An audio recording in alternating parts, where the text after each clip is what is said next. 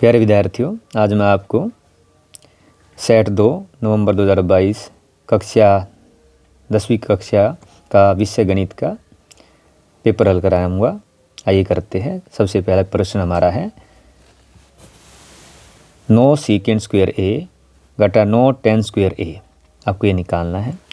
तो जो हमें अगर ये देखिए, अगर मैं इसको लिखूं तो कुछ इस तरह लिख सकता हूँ। 9 को अगर मैं साझा निकाल लेता हूँ तो अंदर क्या बचता है आपका सीकेंड स्क्वायर ए टेन स्क्वायर ए। और एक आइडेंटिटी होती है जो लिखी हुई है आपने, सीकेंड स्क्वायर ए माइनस टेन स्क्वायर ए किसके बराबर होता है? ए के बराबर होता है। इस जो आइडेंटिटी है इसका हम प्रयोग करके यहाँ रख दे तो 9, तो जो अंदर ब्रैकेट के अंदर जो वैल्यू है ये कितनी होगी? 1 होगी। 9 गुना 1 9। तो हमारा आंसर क्या होगा? ऑप्शन बी हमारा आंसर होगा।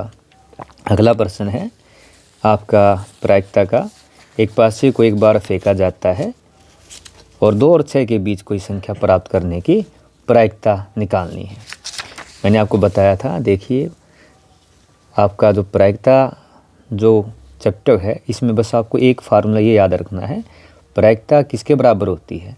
अनुकूल परिणामों की संख्या और कुल परिणामों की संख्या। तो किसी भी प्रकार का अगर आपको प्रश्न मिल जाए, आपको ढूंढना क्या है, या इस तरह लिखना है P इस ब्रैकेट के अंदर जो पूछा गया है जिसके बारे में, बटे में सबसे पहले क्या ले लेना है? कुल परिणामों की संख्या को ढूंढ लेना है, वो पूछे गए परिणामों की संख्या।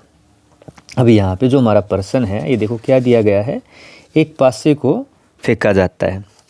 जब पासे को आप फेंकते हैं तो आपको जो मिलते हैं 1 2 3 4 5 6, तो कुल परिणाम कितने हैं? 6। और उसने क्या कहा है आपका, देखिए 2 और 6 के बीच में, तो 2 और 6 के बीच में क्या है आपका, देखिए 3 है 4 है 5 है 3 4 5 है, यानी आपके 3 परिणाम हैं। तो जो हमारा ये प्रश्न है इसके अंदर मैं इससे बताऊँ आपको, देख सकते हैं तो क्या पूछा गया है, जो P निकालना है। यहाँ के अंदर आपका क्या है पूछा गया है, आपका 2 और 6 के बीच जो संख्याएं है उनकी प्रायिकता निकालनी है। तो सामने क्या करना है, सबसे बटे में क्या लें, कुल परिणाम कितने? 6 है। और 2 और 6 के बीच में कितने परिणाम मिले आपको? 3 है 4 है 5 3 है। इसको आप काटेंगे, कितना आ जाएगा? ये 1/2। तो हमारा क्या है आंसर, क्या होगा? 1/2। यानी हमारी प्रायिकता कैसे लिखी हमने, जो पूछा गया यहाँ पे सबसे पहले क्या लिया, कुल संख्या, कुल जो परिणाम 6 है, पूछे गए कितने हैं? 3 है, 1 2 3, तो आंसर कितना होगा? 1/2। अगला प्रश्न हमारा, अच्छी प्रकार से फेंटी गई 52 पत्तों की गड्डी में एक ताश निकाला जाता है। बेगम का पत्ता प्राप्त करने की प्रायिकता निकालनी है। अभी बताया था मैंने आपको। अब जो ये क्वेश्चन हमारा इसका यूज़ करेंगे प्रायिकता का, तो जो इस प्रश्न में क्या पूछा गया, इसके अंदर पूछा गया है आपको बेगम, यानी ताश की गड्डी है। ताश की गड्डी के अंदर है, सबसे पहले क्या देखना है, हमारे पास पत्ते कितने होते हैं टोटल, यानी कुल परिणाम कितने हैं? 52 है। और जो बेगम होती है हमारे पास कितनी होती है? 4 होती है। इसको आप काटेंगे तो हमारा कितना आ जाएगा? 4 एकम 4 4 तिया 12। यानी हमारी जो प्रायिकता होगी यहाँ पे बेगम की, यहाँ कुल परिणाम है 52, बेगम होती है 4 1/13। तो हमारा आंसर क्या होगा? बी हमारा आंसर होगा। अगला जो हमारा प्रश्न है वो क्या, देखिए एक 5 सेंटीमीटर त्रिज्या वाले वृत्त के बिंदु P पर स्पर्श रेखा PQ के अंदर O से जाने वाली एक रेखा से बिंदु Q इस प्रकार मिलती है कि OQ 12 सेंटीमीटर है, PQ आपको निकालनी है। तो देखिए कुछ आपका जो डायग्राम है कुछ इस तरह का बनेगा। ये देखिए, ये आपका 5 सेंटीमीटर त्रिज्या का मैंने वृत्त खींच दिया है। जो Q है ये स्पर्श रेखा है जो वृत्त को P बिंदु पे स्पर्श करती है। वो P क्या होगी? आपकी त्रिज्या होगी। दिया क्या है? ये OQ 12 दिया गया है, OP 5 सेंटीमीटर दिया गया। निकालना क्या हमें? PQ की लंबाई निकालनी है। हमें पता है स्पर्श बिंदु पर स्पर्श रेखा की जो त्रिज्या होती है वो क्या होती है? लंबवत होती है, यानी कि इन दोनों के बीच में कोण कितने का होता है, 90 डिग्री का होता है। तो इसका यूज़ करके हम क्या निकाल सकते हैं, पी क्यू निकाल सकते हैं। अब यहाँ पे जो पी क्यू है आपका, पी क्यू दिया क्या, यहाँ पे जो ओ पी है वो क्या है, लंब है, देखो किसके ऊपर है, पी क्यू पे है। तो जो समकोण त्रिभुज है आपका, कौन सा समकोण त्रिभुज आपका,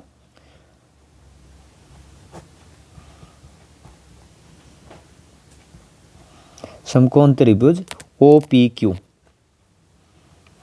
ओ पी क्यू, जो समकोण त्रिभुज ओ पी क्यू हमें बस इसका यूज़ करके निकालना है। तो देखिए ओ पी क्यू में एक आपकी प्रॉपर्टी पढ़ी है आपने, पाइथागोरस थ्योरम, याद हो आपको, पाइथागोरस प्रमेय।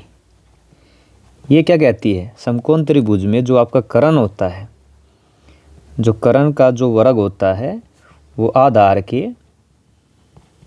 वर्ग जमा लंब के वर्ग के बराबर होता है। ये फॉर्मूला बार बार यूज होता है। अब हमारे पास देखिए कर्ण कितना है, 12 है, ओ क्यू 12 है, और जो लंब है वो कितना हमारा 5 है। निकालना क्या, हमें आधार निकालना है।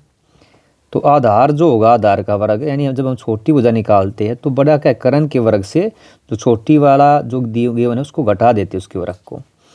तो हमारा जो कर्ण है यानी हमारा आधार क्या है आपका, ये है पी क्यू, और कर्ण कितना है आपका ओ क्यू, तो ओ क्यू का वर्ग, और लंब कितना हमारा ओ पी, इसका वर्ग, और पी क्यू निकालना तो क्या हो गया इसका वर्गमूल। मैं आपको ये पूरा करके दिखा रहा हूँ, शॉर्ट में भी आप अगर आपको पता हो तुरंत निकाल देंगे, 1 मार्क्स का है, लेकिन 1 से ज़्यादा है तो हमें किस तरह से निकालना है।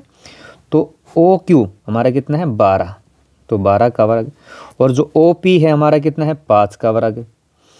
इसको हल करते हैं, 12 का वर्ग कितना हो गया आपका 144, और 5 का वर्ग कितना हो गया 25, हमें प्राप्त कितना होगा, घटाएंगे आप देखिए 119 आएगा।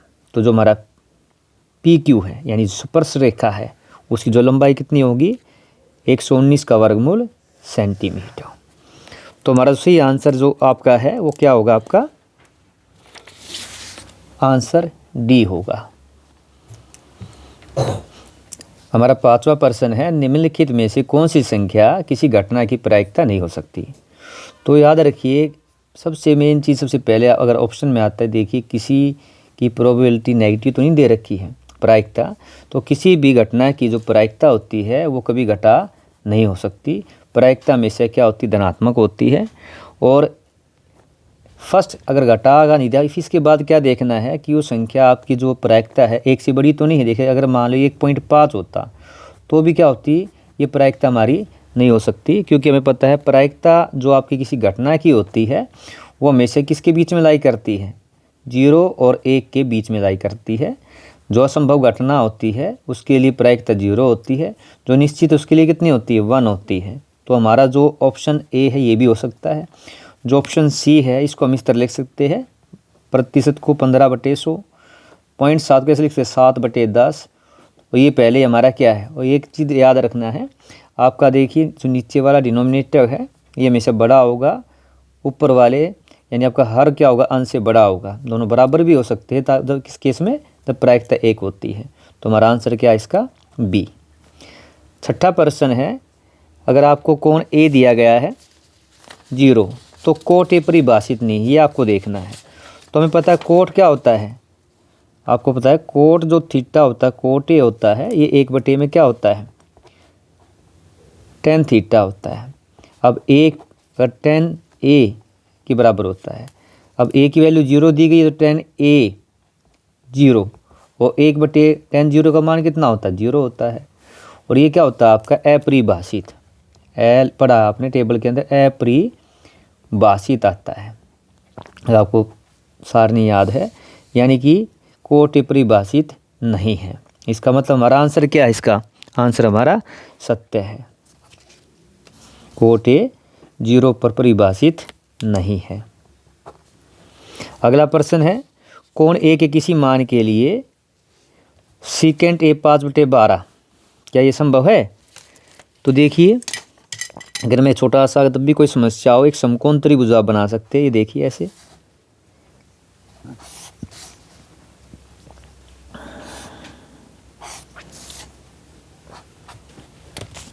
अगर हमारा ये कौन सा है, कौन है, अगर हम इसको मान ले ए मान लेते हैं तो सीकेंट ए दिया गया है आपको 5/12 और हमें पता है सीकेंट ए होता क्या है, कोस का 12/5। तो इसका मतलब क्या है, वो कोस क्या होता है, ये होता है आपका आधार बटे में करण। आधार 12 हो गया, करण कितना 5। और हमें पता है समकोण त्रिभुज में सबसे जो बड़ी भुजा होती है वो क्या होती है, करण होती है। तो करण आधार से छोटा हो नहीं सकता। इसका मतलब क्या है, हमारा जो ये प्रश्न दिया गया है फॉर कोण ए के किसी मान के लिए सीकेंट ए 5/12 नहीं हो सकता। तो हमारा आंसर क्या है, ये असत्य है। अगला है वृत्त को दो बिंदुओं पर प्रतिच्छेद करने वाली रेखा को क्या कहते हैं, इसको हम छेदक रेखा कहते हैं। छेदक रेखा, अगर मान लीजिए आपका मैं वृत्त खींच दूँ इस तरह से, तो जो एक सिंगल जो ये बिंदु इससे पास होने वाली रेखा क्या होती है, इसको कहते हैं स्पर्श रेखा। स्पर्श रेखा। और जो रेखा वृत्त को कहीं दो बिंदु पे काटती है, जैसे यहाँ से यहाँ काटता है इसको हम बोलते हैं छेदक। तो हमारा आंसर क्या है इसका, छेदक रेखा। अगला प्रश्न है हमारा 1 - 10² 30, यानी ये घटा में 10² 30 का मान निकालना है। तो मैं इसको यहाँ करके दिखाता हूँ। देखिए 1 घटा 10² 30, हमारा जो 1 घटा इसको लिख सकता हूँ 10 30 का ये क्या है, वर्ग है। और हमें पता है कि जो 10 30 का जो आपने मान होता है ये कितना होता है, 1/√3 होता है। इसको इसके अंदर रख दीजिए, 1 माइनस में 1/√3 का वर्ग, 1√3 से वर्ग ने कट गया तो 1/3। यहाँ अगर आपका जो लघुत्तम है वो कितना गया 3, तो 3 घटा 1 2/3। तो हमारा आंसर कितना आएगा 2/3। या आप यहाँ भी लिख सकते हैं, यानी क्या आपका ये 1 माइनस 1/√3 का वर्ग है, 1 माइनस 1/3 और 3 आपका ये हो गया 3 घटा 1 2/3। इस तरह से आपको इसको हल कर लेना है। अगला है उस घटना की प्रायिकता जो घटित नहीं हो सकती। जैसे मैंने बताया था इसकी क्या होती, जो घटना घटित ही नहीं होगी उसकी प्रायिकता क्या होगी, शून्य होगी।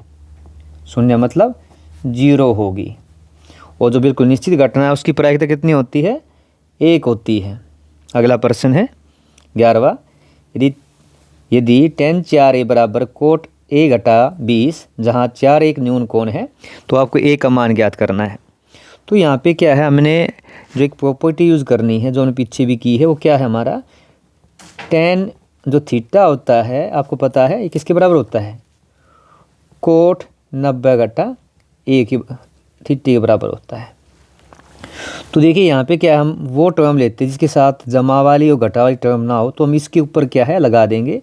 तो tan 4a है, तो tan 4a है, tan 4a को मैं क्या लिख सकता हूँ, कोट ये फार्मूला लगा के 90 घटा 4a। अब मान लो हमारा क्वेश्चन क्या है, ये क्वेश्चन है, प्रश्न है, इसको ले लेते हैं हल करते हैं।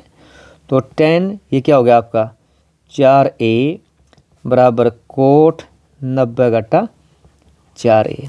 इसमें अपना ये आइडेंटिटी लगा के वैल्यू रखेंगे, क्या लिख सकता हूँ इसको, कोट 90 घटा 4a और दाई तरफ क्या आपका कोट,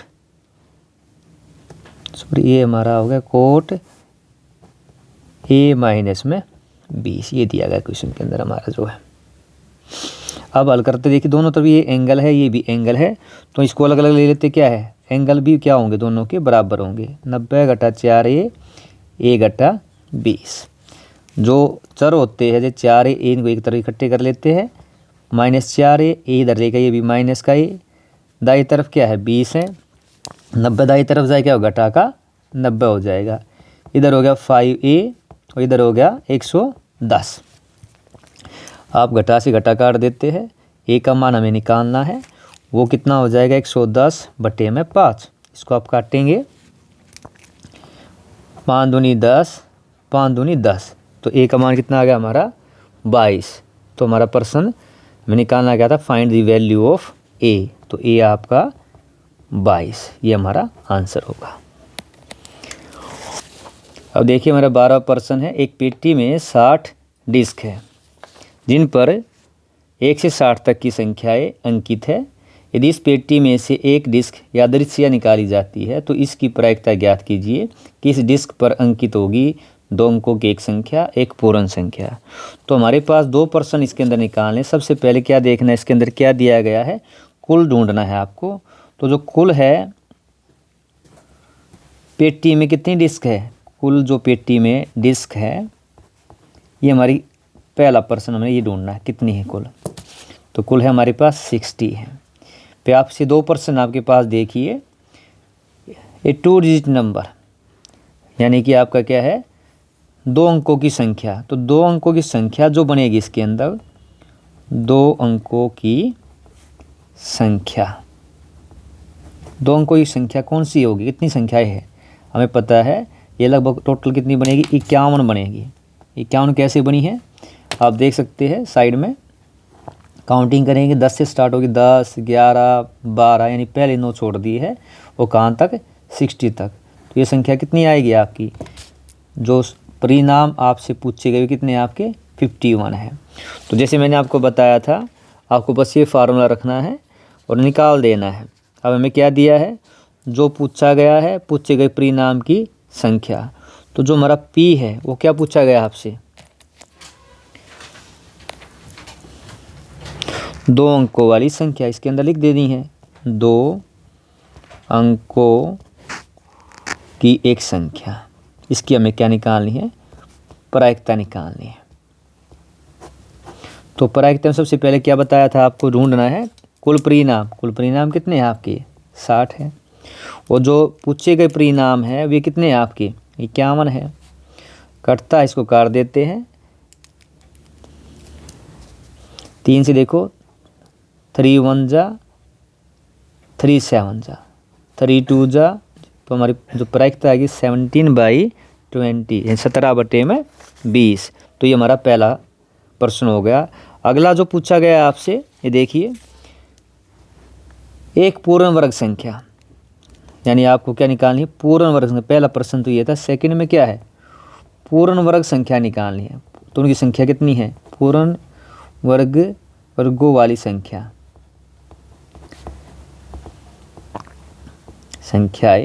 पता हमें, पे आपको पता है एक इसके अंदर जो संख्याएं होगी वर्ग वाली, ये कौन कौन सी है आपकी। 1 का वर्ग कितना होता है, 1। 2 का वर्ग कितना होता है, 4। 3 का वर्ग कितना होता है, 9।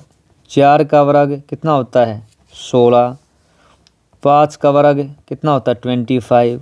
6 का वर्ग कितना होता है, 36।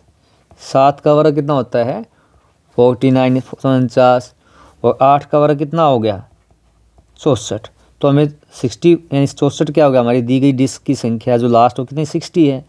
तो हमारी जो रिक्वायरमेंट है वे कौन सी है, ये वाली है। तो हमारी जो पूर्ण वर्ग संख्याएं है उनकी संख्या कितनी है, आप देखिए, 1 2 3 4 5 6 7।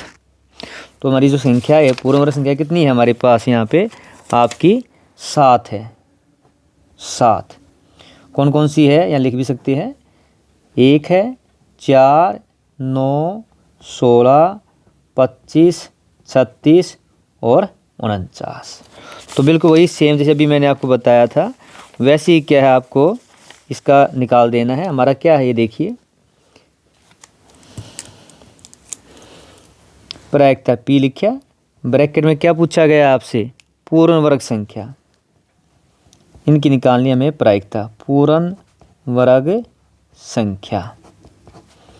तो सबसे पहले क्या देखना है, कुल परिणाम कितने हैं आपके पास, कुल परिणाम है 60, और जो पूछे गए कितने हैं, वे है हमारे 7। तो प्रायिकता कितनी आ गई आपकी, 7/60।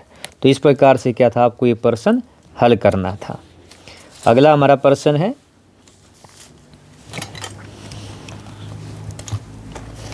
दो केंद्रीय वृत्तों की त्रिज्या 5 सेंटीमीटर और 3 सेंटीमीटर है। बड़े वृत्त की उस जीवा की लंबाई ज्ञात कीजिए जो छोटे वृत्तों को स्पर्श करती है। तो सबसे पहले देखिए, केंद्रीय वृत्त क्या होते हैं, केंद्रीय वृत्त वे होते हैं जिनका केंद्र समान होता है। मान लो ये हमारा पहला वृत्त हो गया जिसकी त्रिज्या है 3 है। ये हमारा दूसरा वृत्त ले लेते हैं, जो मैं लाल से और नीले से दिखाया है, दोनों वृत्त क्या है, आपके स्कंदरीय वृत्त है। स्कंदरीय मतलब इनका जो एक केंद्र है ये क्या दोनों का सेम है। इसके बाद क्या क्या दिया गया है, ये इस तरह की ये दी गई है लाइन, या ये जो लाइन है, जो आपकी जीवा, ये जो जीवा किसकी है आपकी, ये बड़े वाले वृत्त जिसकी त्रिज्या 5 है, छोटे वाले को यहाँ पे स्पर्श करती है, ये बिंदु जो है। हमें निकालना क्या है, जीवा की लंबाई निकालनी है। तो इसको मिला देते इस तरह से, यहाँ से लंब डाल देते हैं। अगर हम नेमिंग करते हैं इसकी, तो ये हमारा क्या है, ये ए है मान लेते हैं, ये पी है, ये हमारा बी है, ये हमारा हो गया केंद्र हो गया है। अब हमें करना क्या है,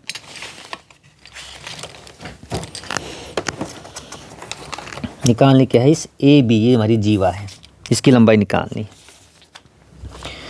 तो जो अंदर वाला है, ये हमारा जो त्रिज्या ये कितनी दी गई है, अंदर वाले जो वृत्त की त्रिज्या 3 है, और जो बाहरी वाला वृत्त यानी ओ ए कितनी हमारी 5 सेंटीमीटर है। निकालनी क्या हमें, ए पी निकालनी है। तो ये देखिए यहाँ पे क्या होती है, हमेशा आपको पता है जो केंद्र से जो जीवा होती है, तो केंद्र से जो ये रेखा होगी इस जीवा पे क्या होती है, लंबवत होती है। लंबवत मतलब 90 का कोण होता है। सेम इसके अंदर भी क्या है हमारा, वही पाइथागोरस प्रमेय यूज करेंगे। जो त्रिभुज है आपका, समकोण त्रिभुज है, समकोण त्रिभुज ओ ए पी में, ठीक है, आपको दिखाई दे रहा है। तो ओ पी क्या है, जो ये ओ पी है, ये वाली त्रिज्या आपकी जीवा पे क्या है, लंबवत है। लंबवत मतलब क्या है, दोनों के बीच में 90 का कोण है। तो हम क्या है निकालनी, क्या हमें वही आपकी पाइथागोरस प्रमेय लगानी है। पाइथागोरस प्रमेय क्या कहती है आपको, अब देखिए पीछे जो बताया समय निकालना, ए पी निकालना है। तो ए पी क्या है, आधार है। तो आधार यानी आपका आधार निकालना में आधार का वर्ग क्या होता है, कर्ण का वर्ग माइनस में ये क्या है, लंब का वर्ग। तो हमारा कर्ण है आधार क्या आपका, देखिए ए पी, और जो आपका कर्ण क्या है 5 का वर्ग हो गया, और जो लंब क्या है हमारा 3 का वर्ग, और इसका क्या आधार का वर्ग है, तो इसका क्या हो जाएगा, ये वर्गमूल हो जाएगा। इस तरह निकालना है। तो 5 का वर्ग कितना आएगा आपका 25, और 3 का वर्ग कितना होता है आपका 9। तो इसको कटाएंगे, कितना आ गया, 25 में 9 हो गए 16। तो जो ए पी है आपका, इसका मान कितना आ गया, 16 किसका वर्ग है, ये 4 का है। तो 4 सेंटीमीटर मिल गया हमें। अब ए पी कितनी है हमारी 4 सेंटीमीटर है। तो जो पी बी कितनी होगी 4 सेंटीमीटर, क्योंकि ओ पी क्या करती है, जीवा को 2 बराबर भागों में बांटती है। हमें निकालना क्या है, जीवा की लंबाई निकालनी है। तो जीवा की जो लंबाई होगी,